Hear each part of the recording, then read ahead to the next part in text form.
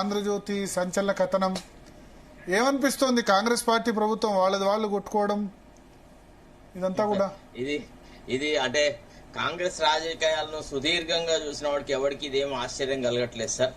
Right from మేము ఎప్పటి నుంచి చెన్నారెడ్డి ప్రభుత్వం అప్పటి నుంచి చూస్తున్నాం. కాంగ్రెస్ కు శత్రువులు ఎవడు ఉండడు, విత్ ఇన్ ది కాంగ్రెస్ శత్రువులు ఉంటారు. వాళ్ళ డెసిడెంట్సే వాళ్ళ దుర్మార్గం. తర్వాత ఒక కొత్త ట్రెండ్ ఇప్పుడు ఏమైందంటే, ఇంతకు ముందు ఎట్లా జరిగేది అని అంటే కాంగ్రెస్ లో సుస్థిరమైన ప్రభుత్వాన్ని ఈ కొందరు అసంతృప్తివాదులు కొద్దిగా దీన్ని అస్థిరపరిచేవాళ్ళు. ఇప్పుడు ఎట్లా జరుగుతుందంటే అసలు ప్రభుత్వమే తను తాను అస్థిరపరచుకుంటుంది. అంటే ముఖ్యమంత్రి ప్రభుత్వాన్ని అస్థిరపరచడానికని తన వన్ అప్మాన్షిప్ కి, అంటే తన యొక్క ప్రభావము రాష్ట్ర ప్రభుత్వం మీద ఏర్పడాలి. పార్టీ హైకమాండ్ కూడా నేను తప్ప ఎవడు ఇక్కడ గుర్రాలను మరల్చగల అర్జునుడు లేడు అని చెప్పుకోవడానికి చేస్తున్న కృషిలో భాగంగానే ఇవాళ ఈ ప్రభుత్వాన్ని అస్థిరపరచడం అనుకోండి ఈ రకమైన సంఘటనలు అన్ని జరుగుతా ఉన్నాయి సార్. సో అంటే ఎవరు అస్థిరపరుస్తున్నారంటారు? ముఖ్యమంత్రి చేస్తా ఉన్నాడు. అసలు యాక్చువల్లీ ఏంటంటే ఇది అంతా ఒక, అంటే మీరు కూడా కాంగ్రెస్ పార్టీని కవర్ చేసి ఉంటారు, ఢిల్లీలో కాంగ్రెస్ పార్టీ వ్యవహారాలు చూస్తుంటారు. జనరల్ గా Congress party style of functioning ఎట్లుంటుందంటే అందరితో బాగా మాట్లాడతారు ఢిల్లీలో. అంటే అసంతృప్తివాదుల పైన చాలా మంచిగా మాట్లాడతారు, ప్రభుత్వ పక్షాన్ని నుంచి పైన మంచిగా మాట్లాడతారు, ముఖ్యమంత్రిని బాగా రిసీవ్ చేసుకుంటారు. తర్వాత ఎప్పుడన్నా కొన్ని కథనాలు వచ్చినాయనుకోండి, ప్రభుత్వాన్ని అసంతృప్తివాదులు అస్థిరపరుస్తున్నారు అది ఇది అని అంటే, అసలు మా పార్టీలో అసంతృప్తి వాదమే లేదు అని పార్టీ రాష్ట్ర శాఖ ఇన్ఛార్జ్ అక్కడ ప్రకటన చేస్తాడు. ఆ తర్వాత మళ్ళా వాడికి చెప్తాడు ముఖ్యమంత్రిని, నువ్వు ఎట్లయినా గానీ నిద్ర లేకుండా చేయాలా అని అట్లా చేస్తా ఉంటారు. ఇట్లాంటి సంఘటనలు గతంలో కూడా జరిగినాయి. డాక్టర్ చెన్నారెడ్డి గారిని ఈ రకంగానే హెరాస్ చేస్తుంటే అప్పుడు శశిధర్ రెడ్డి గారు, నేను హైదరాబాద్ లో పనిచేస్తుంటే నాకు మరి శశిధర్ రెడ్డి గారు ఒక రోజు ఈవినింగ్ ఫోన్ చేసినాడు నేను ఈనాడులో ఉన్నప్పుడు. శరత్ సార్ ఇట్లా మా డాడీని వీళ్ళు చాలా అస్థిరపరుస్తున్నారు సార్, ఇట్లాంటి ప్రశ్నలు ఏదైనా రేపు వేయండి అని. అయితే అప్పుడు రాజీవ్ గాంధీ గారు he was on his way to Sringeri Shankar Bhat, శృంగేరికి పోతుండే. హైదరాబాద్ లో స్టాప్ ఓవర్ ఉండింది, బేగంపేట ఎయిర్పోర్ట్ లో ప్రెస్ కాన్ఫరెన్స్ అనమాట. నేను పాషం యాదగిరి తర్వాత కృష్ణారావు, మా ఈనాడు కృష్ణారావు తెలుసు అనుకుంటా, మేమంతా ప్రెస్ కాన్ఫరెన్స్ కి వెళ్ళినాం. వెళ్తే నేను రాజీవ్ గాంధీని డైరెక్ట్ గా ఈ ప్రశ్న వేసిన, ఏమని, sir your party high command functions in totally different way. Here in Hyderabad, you condemn the dissidents. There in Delhi, you encourage. As a result, you destabilize the governments. You don't allow any chief minister to function independently in the interest of the state అని నేను ప్రశ్న వేస్తే రాజీవ్ గాంధీ గారు నాతో ఏమన్నారు, you are highly uncharitable about the party high command. We are not like that. We never belittle the government. We never destabilize it.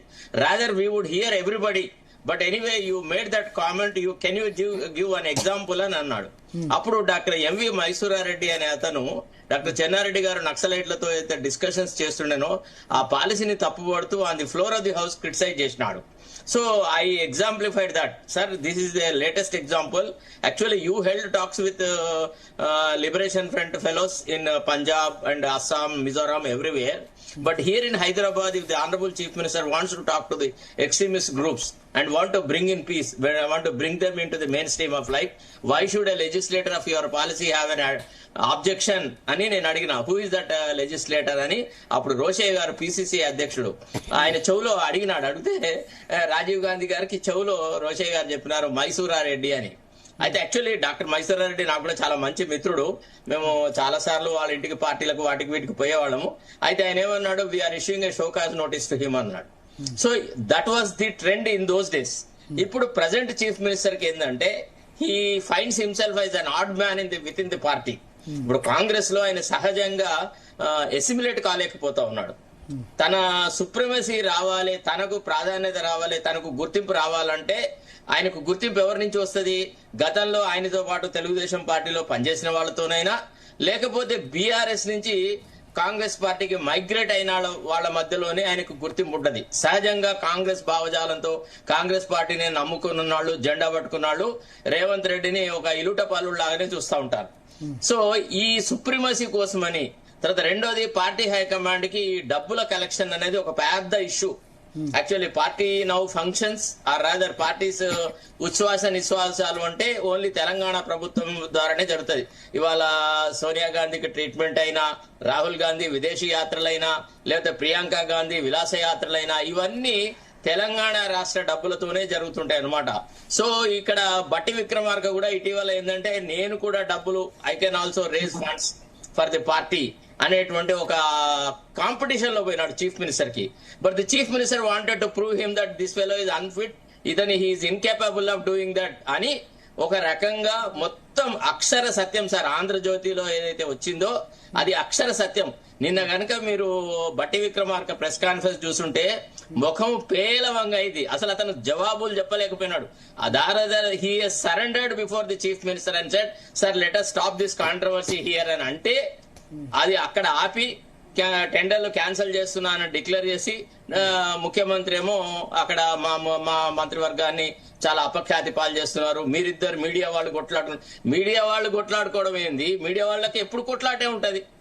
One media is in competition with another media, that is always there for. కొట్లాట ఎందుకు ఉండాలి? Media మధ్య కొట్లాట ఎందుకు ఉండాలి? కానీ ఆ background వేరు. ఆ రెండు ఛానల్స్ ఇంతకు ముందు కూడా కొట్లాడుకున్నాయి, ఇప్పుడు కాదు. కొట్లాట కాదు సార్, ఇది ఎప్పటి నుంచో సార్. ఆంధ్రజ్యోతికి ఈనాడు కూడా ఉండేది. ఫర్ ఎగ్జాంపుల్ నేను మీకు చెప్తున్నాను, నేను when I was there, Radhakrishna was only like Chandramohan in the cinema, అంటే సెకండ్ యాక్టరే. I Venkatrao garu bureau chief, ఆయనే మాతో పాటుగా అన్ని ఇంపార్టెంట్ ప్రెస్ కాన్ఫరెన్స్ కి వచ్చేవాడు.